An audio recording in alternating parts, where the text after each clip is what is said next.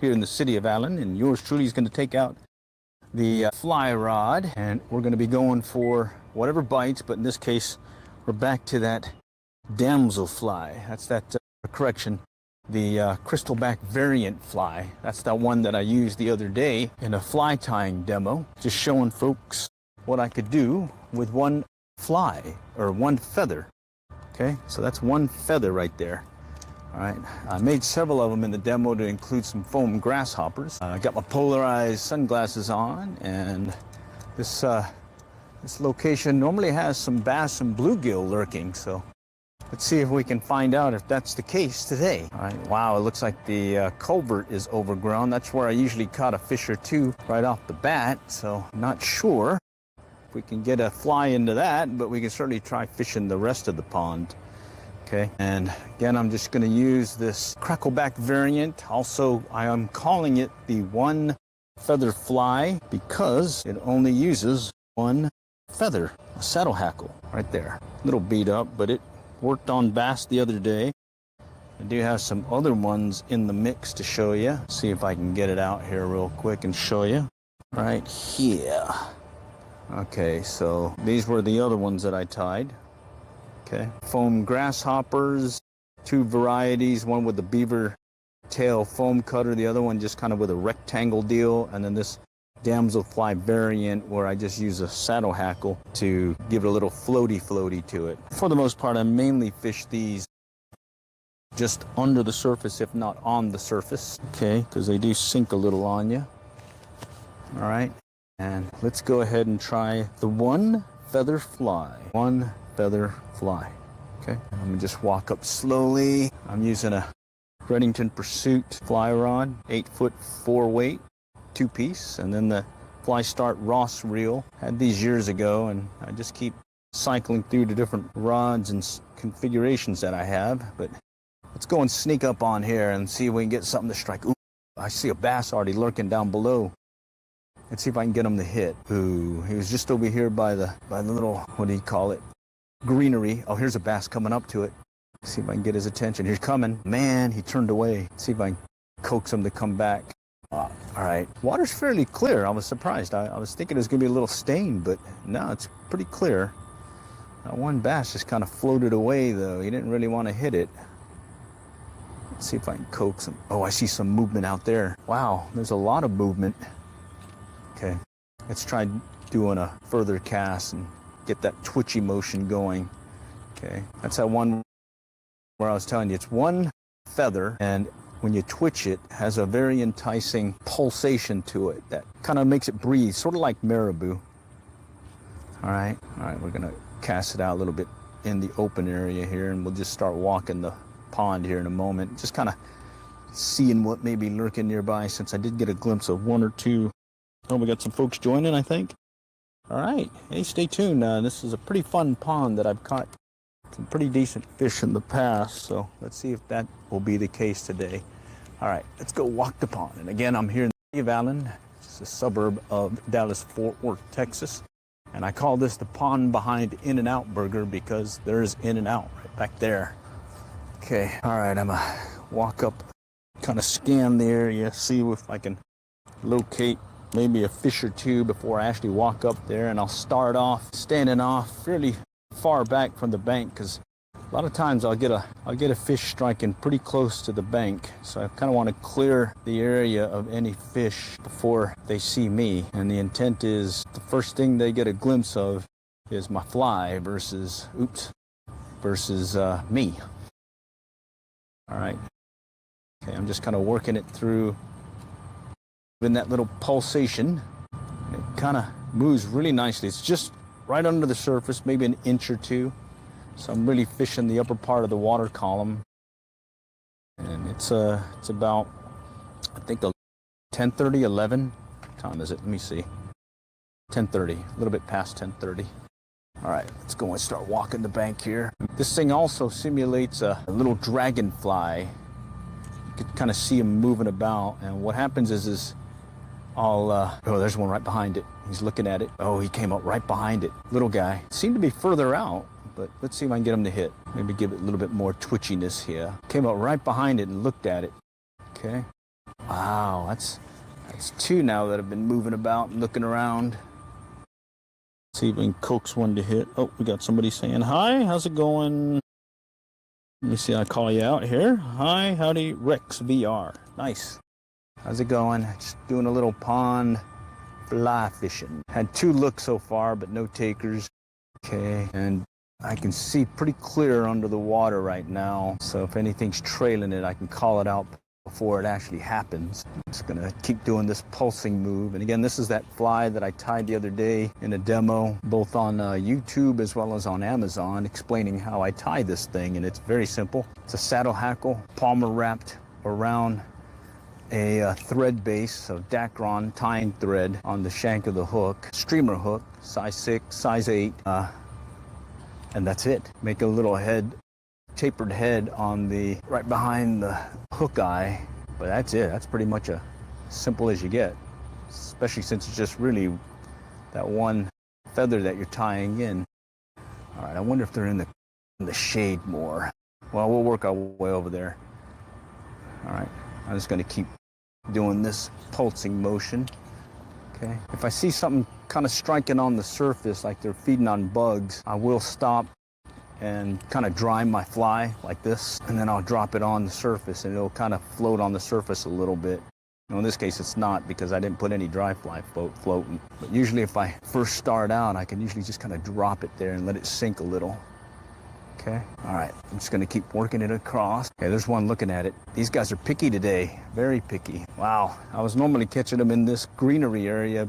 It used to be not as covered with greenery, so that's not good. All right, let's see, let's keep going. I don't want to cast here because if I do catch anything, I don't think I'll have a good chance of getting them over this junk. And right now I'm just using some 6-pound strand muscle for my tippet. It's that orange high-vis, oh, I spooked one. It's that high-vis orange thing that I use on my bait finesse gear. Does double duty as tippet. Okay, all right, let's go back this way. Bad cast. Okay, so really I'm fishing the upper part of the water column, and I'm hoping to coax one of these bass to strike. If not, one of these bluegill to come and play too. I suspect once I get to the shadier side of the pond, I'll probably get a little bit more action here. Everything's kind of slow motion on this side, it looks like. A couple of bass looked at it, but nothing took it. No commitments here. Guys want to be free. Oh, there's a hit. Oh, that's a bluegill. A little bluegill too. He's got to hit it harder than that for that size hook. Cute. All right, maybe he's got a bigger buddy that wants to hit it. Let's see. Come on. No. Came up and just kind of popped it. Classic thing they do, you know. All right. Okay, we'll just keep working it. Fishy, fishy. Come on, Mr. Fishy. No. Okay, let's do one of these casts that's parallel to the bank and see if I can coax something to run out. Just doing a little short twitchy move here. Short pulls like that. See if we can get them to hit. Come on. Right there. Talk to me, Smalls. Right there. Denied. Let's keep going. All right. Let's pop it out this way. Okay. Let's go out here to the left. It's a fairly popular pond, too. I've seen folks off and on fishing it. And, oh, there's one right behind it. Little bluegill. Oh, come on. Hit it. You're killing me, guys. Well, the little bluegill, if I go to a size 10 or 12 hook, I'll get a consistent bite on bluegill, but I purposely tied it on a 6 and 8, actually 2XL hook, streamer hook. The intent being I'm trying to coax some of these bass that are in the area. And this one worked well with some bass at this other city pond that I was fishing, where they were chasing a bunch of these little bait fish and fish fry up against this cypress knees under some of these cypress trees along the bank of that pond. So we know this works. We just need to have a willing participant now here. All right, let's skip this area here. A lot of greenery. Okay, let's go down this way. All right, again, this is the pond behind In-N-Out Burger, because there's In-N-Out Burger right there. All right, okay, nothing chasing it. Okay, start Something just boiled over to the left. Don't know what he was going for though. See if he'll come back and look at this thing. I don't think it was a turtle. No. All right, let's go in this hole. Got to do the junk. Okay, edge of the hole. Ooh, there we go. Let's let it sink a little. Maybe something will come up and hit it. No, didn't see anything there. Okay, here's a nice drop-off area. Okay. Oh, what was that? Let's go out further. Maybe I can get him to hit. He was lurking right over here along that drop-off. Little greenery, it's all it takes. Okay, all right, let's see if I can just kind of coax it in there with that little twitch motion. Let's go back where we came. Let's go back this way. Again, this little 4-weight, very simple setup, and it's actually a pretty fun setup too. And surprisingly, you get some decent casts with it. It's the one that I've used for some stocker trout. When they stock in November into March in the area, they'll start stocking the local ponds through the trout stocking program that they have here in the winter.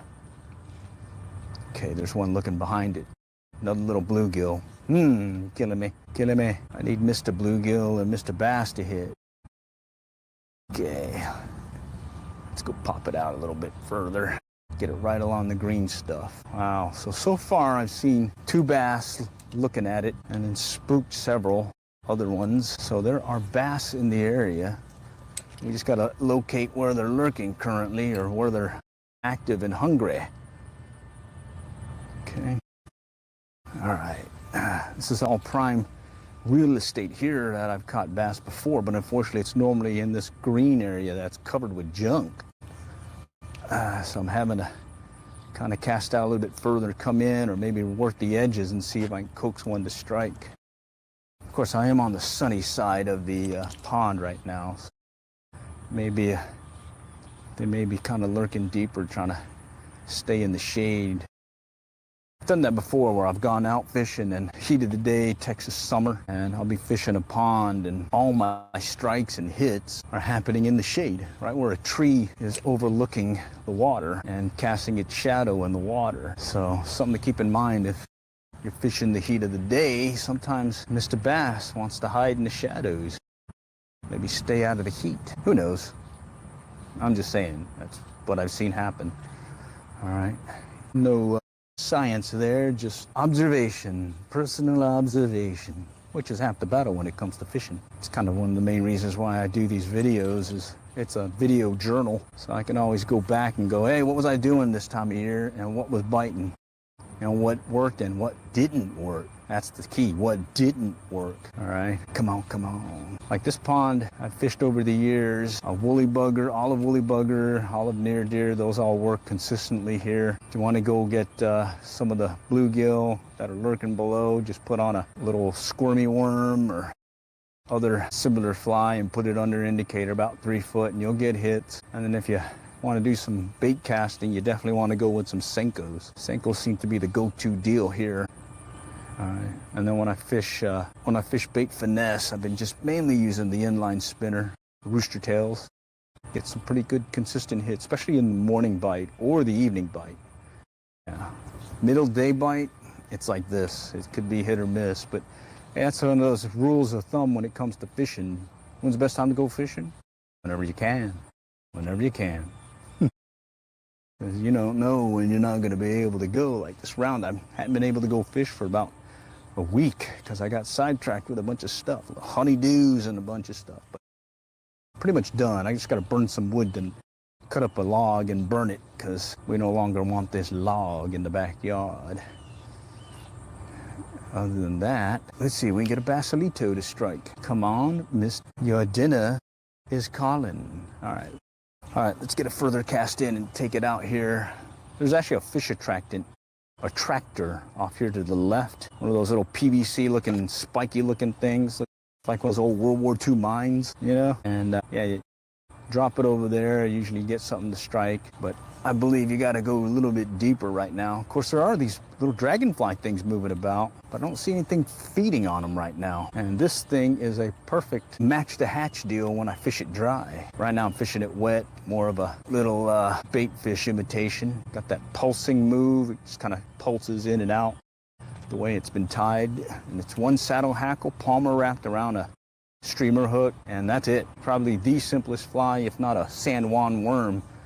If you want to begin learning how to fly tie, I think this one's even easier because all it is tie it in and wrap it around and then tie it down. Okay. And it does catch fish. Well, it does. Trust me. Yeah, trust me. That's it. That's the ticket. Oh, something just jumped. Let's get it out there. He's poking away at looks like one of those dragonfly things. Let's see if he'll hit it. Come on. Kind of nipped the top there. All right. Okay. It's a bunch of them just kind of lurking about.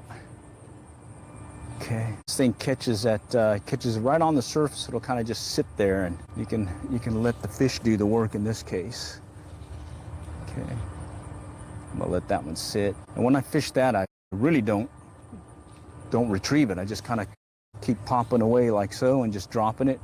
Give it a second. 1, 2, 3, 4, 5. Pop it around. Take it to the next spot. Let it sit. 1, 2, 3, 4, 5. And then pop it around. That's how I fish it when I'm fishing it dry.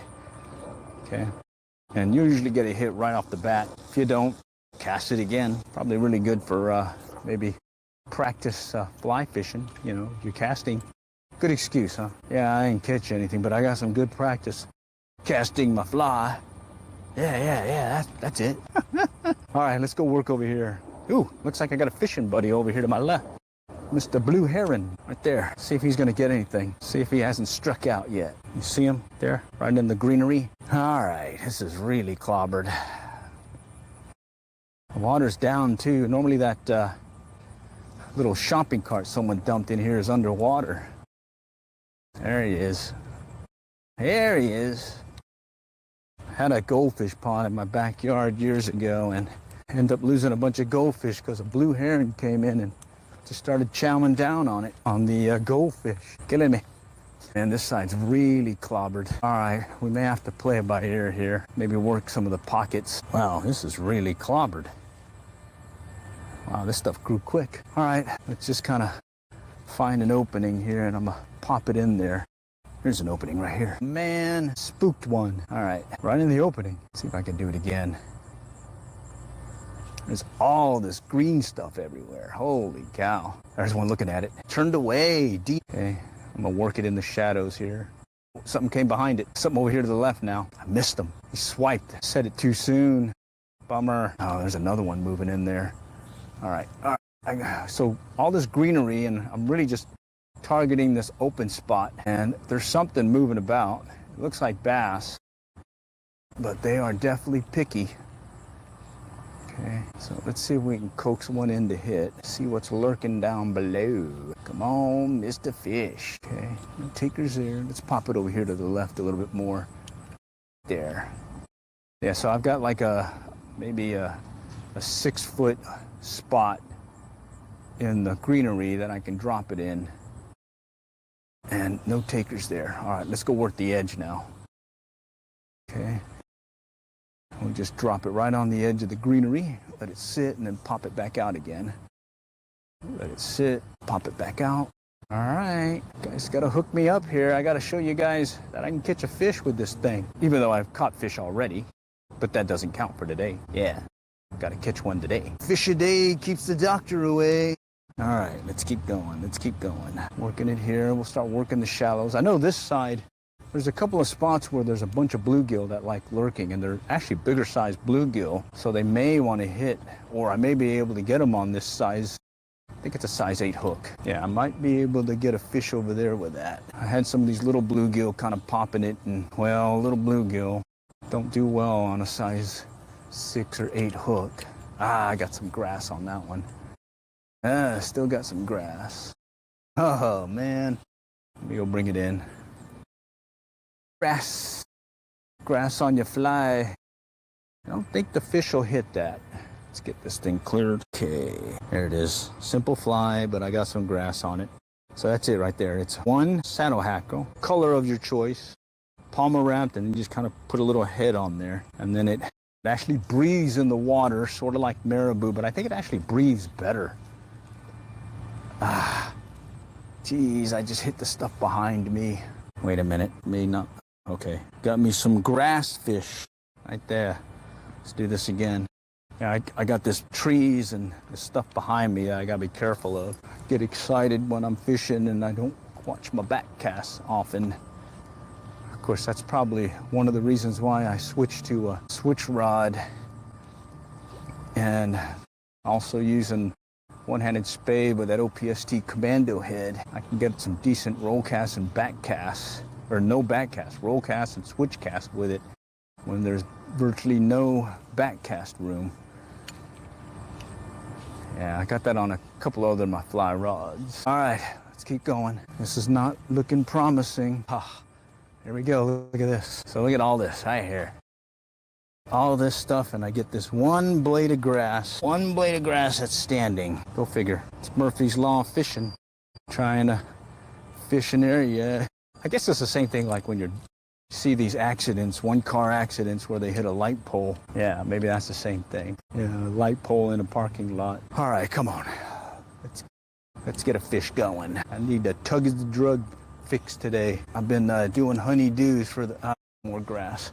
Been doing honeydews for the past 3 days into the weekend. So I was working on that Raspberry Pi stream. I'll probably do some streaming later, live stream, and kind of do a demo of that. Do double duty, give you an update on how that Raspberry Pi streaming to the cloud with that SRT protocol is working, and give you some fishing updates as well. I haven't been playing around with my switcher also, mainly just because I'm trying to get it to work so I can provide different video angles when I'm live. That one I made specifically for TRW Fly Fest. It's that fly fishing, trout fly fishing deal that they do every year in Fort Worth around March. And over the years I've been streaming live the big trout contest, fly fishing contest, but well, I can only do it on my phone.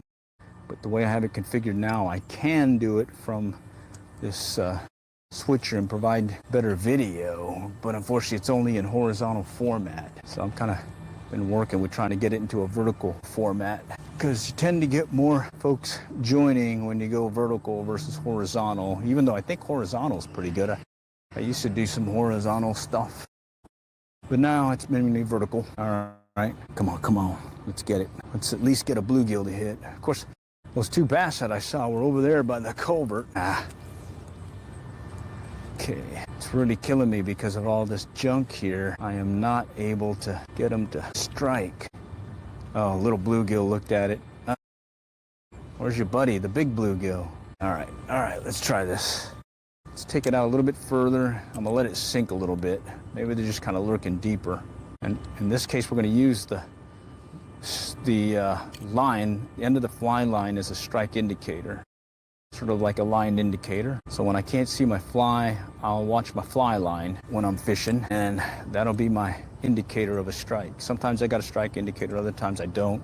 You'll feel the hit sometimes, but most times it's seeing your fly line reacting to the fish.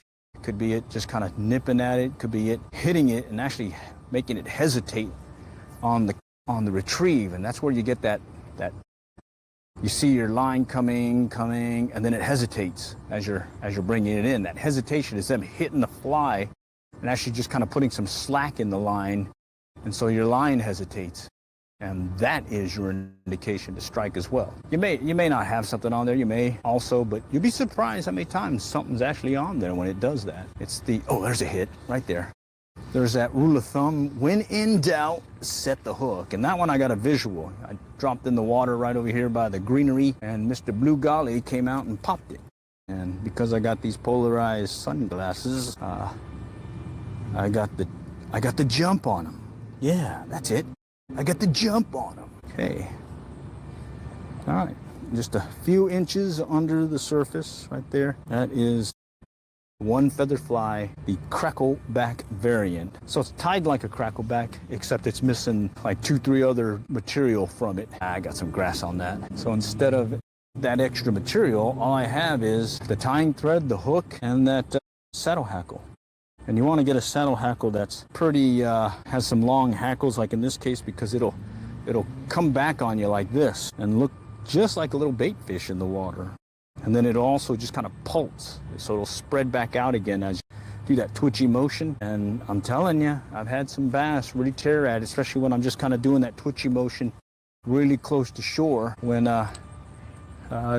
they're feeding on, you know, whatever it is close to shore. So let's see if we can get another one to hit. That one came right out of the greenery. Oh, here's a shadowy spot. Let's see if we get something to hit there. Shadows. There's one. Dang it. Turned away.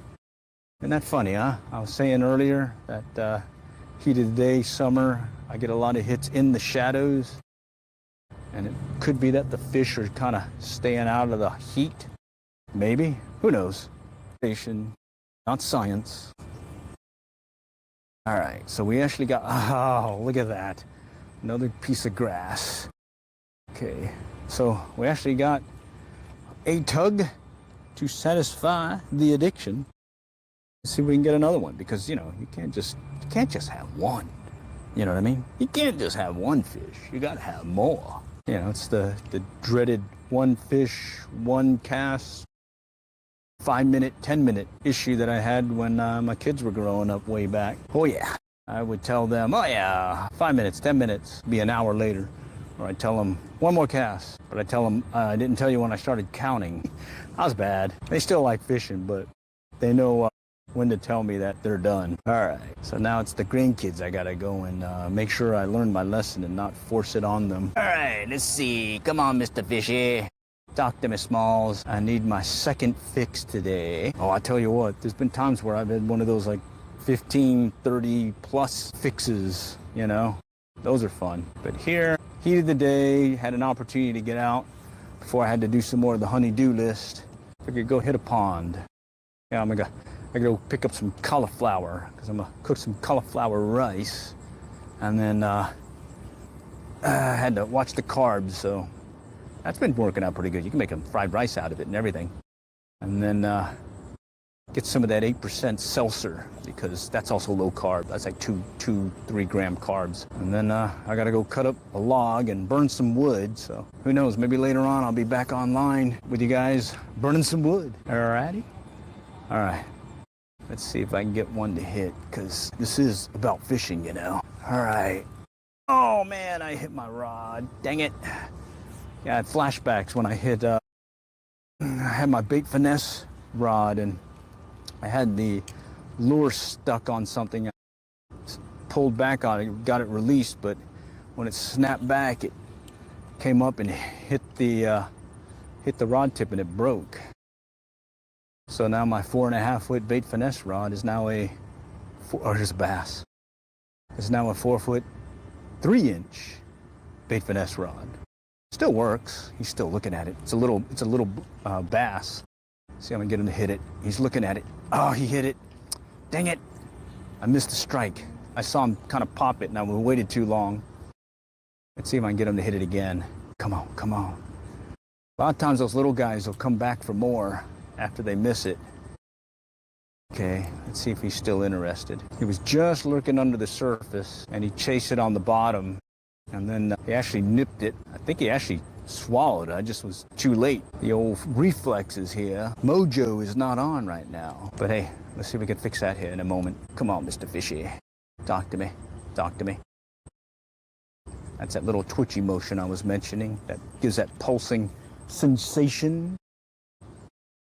Like that, just like this. And it kind of comes in and out, comes in and out.